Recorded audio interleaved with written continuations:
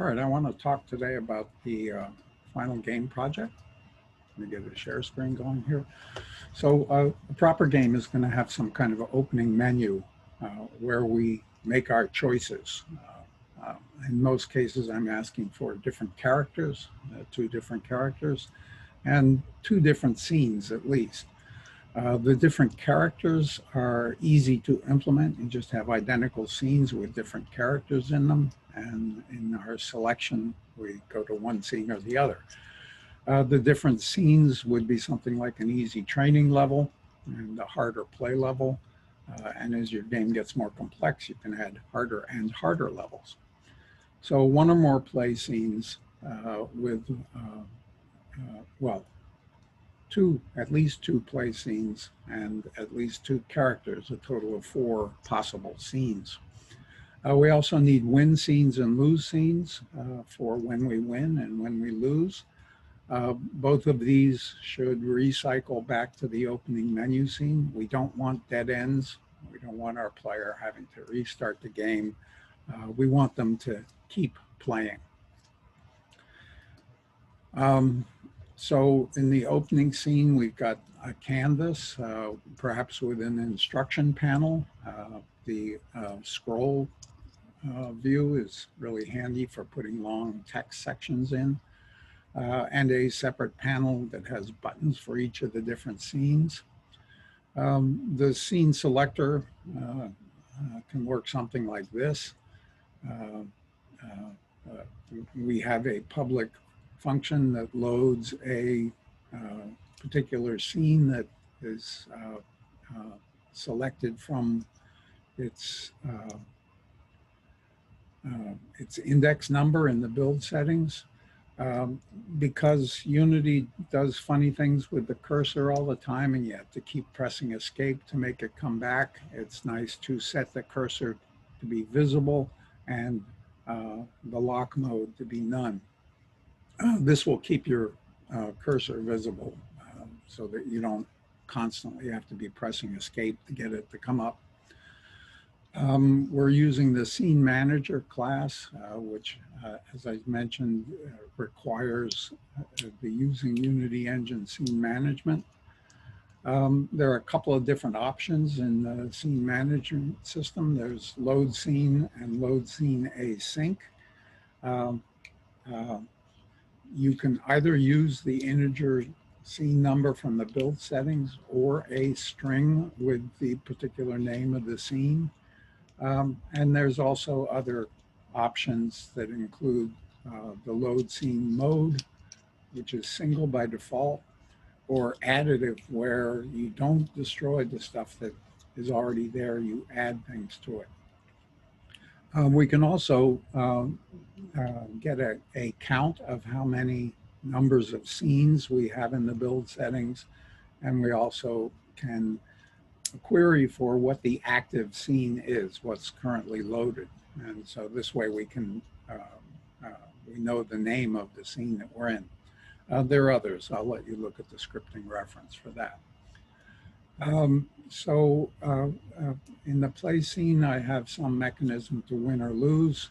In this case, I have 2 very simple cubes, the green one that we touch to win and the red one that we touch to lose. Their colliders are set as trigger. They only trigger when the player touches them, when an object tagged player touches them. And so this go-to level will load the appropriate scene to load. And we get to put that in the inspector.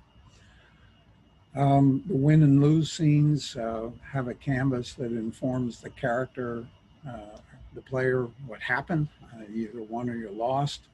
I like making our players wait a little while.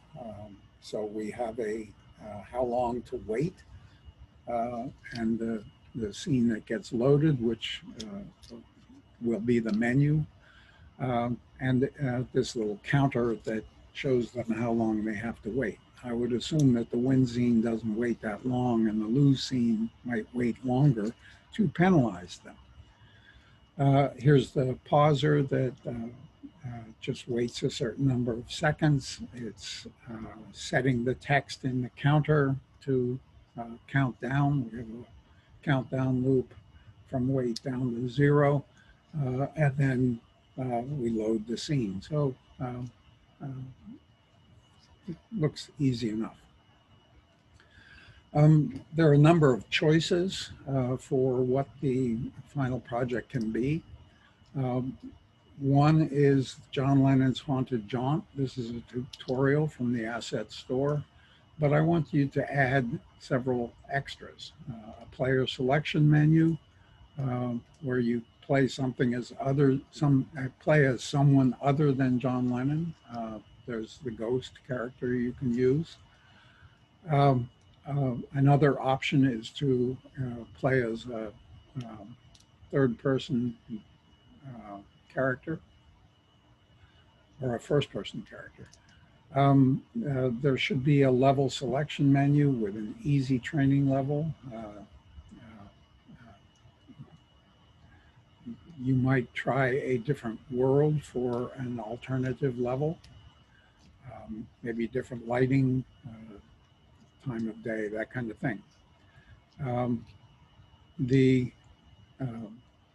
One of the options for character is to play as a third person instead of the top-down view that the tutorial provides you with.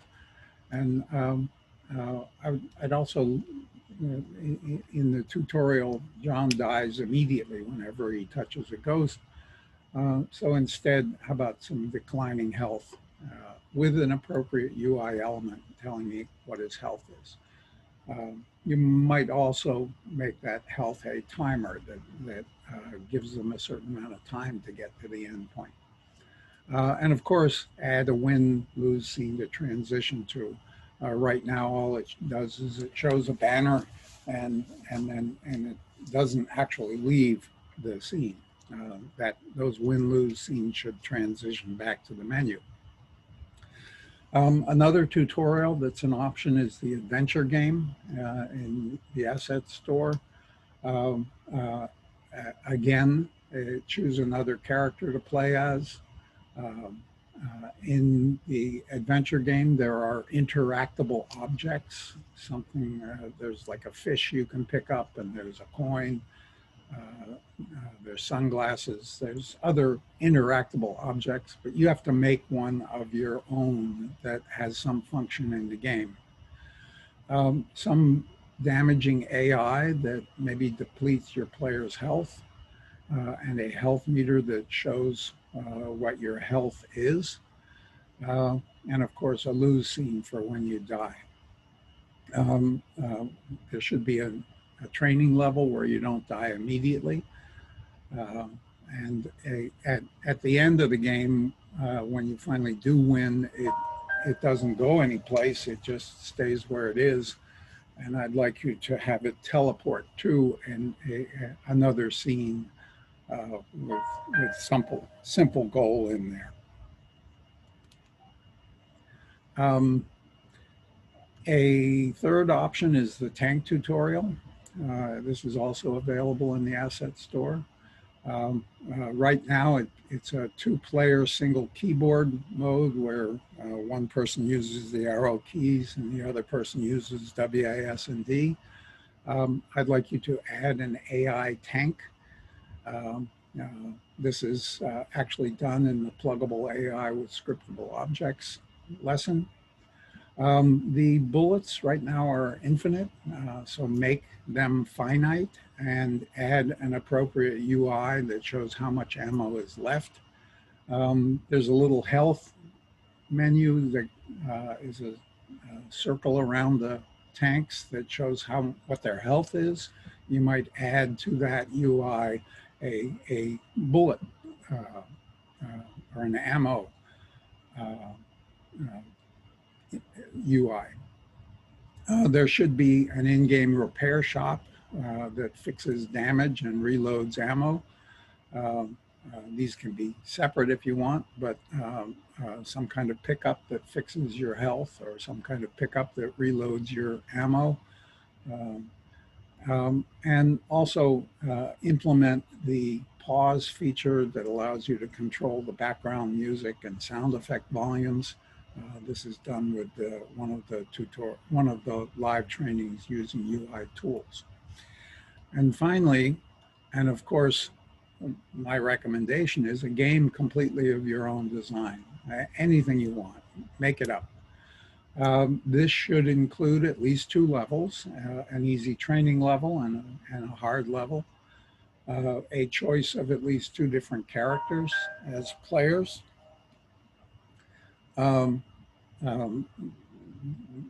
These can be either first person versus third person, or a different weapon, or some choice of the player. Of course, the opening scenes for character and level selection, as well as closing scenes for win and lose conditions, a terrain textured and populated with assets. But I'm not limiting you to a terrain as long as it's a complex and attractive environment. Health, either declining to 0 and dying, or increasing to a winning level with an appropriate UI element that informs the player of their status.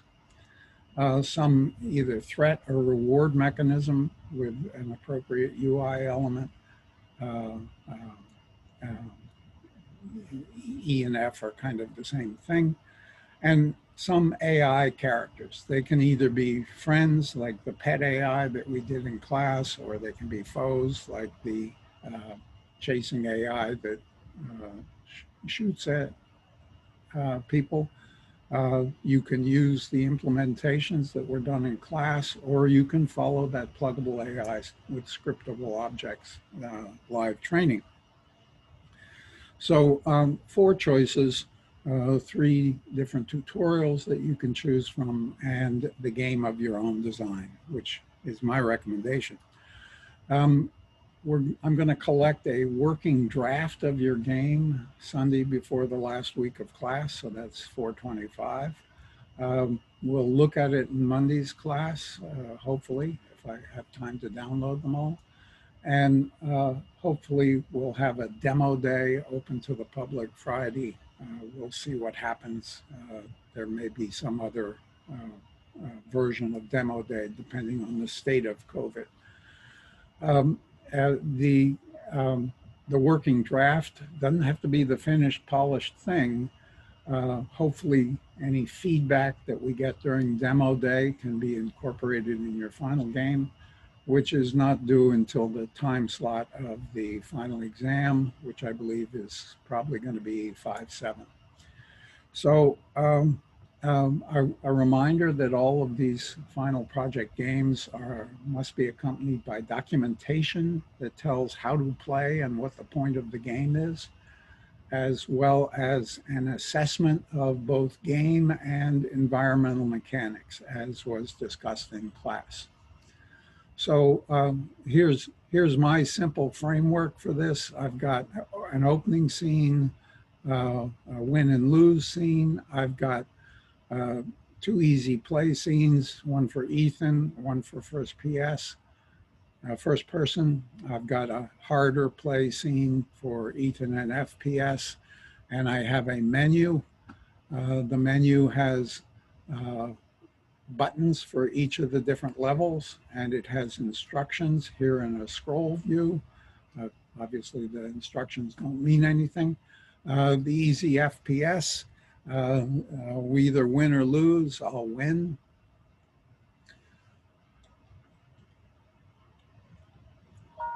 And here's the Ethan level where I can't win. And so that's all there is to that. And so I'm going to stop sharing here and end recording, and I'll see you all in class. Bye.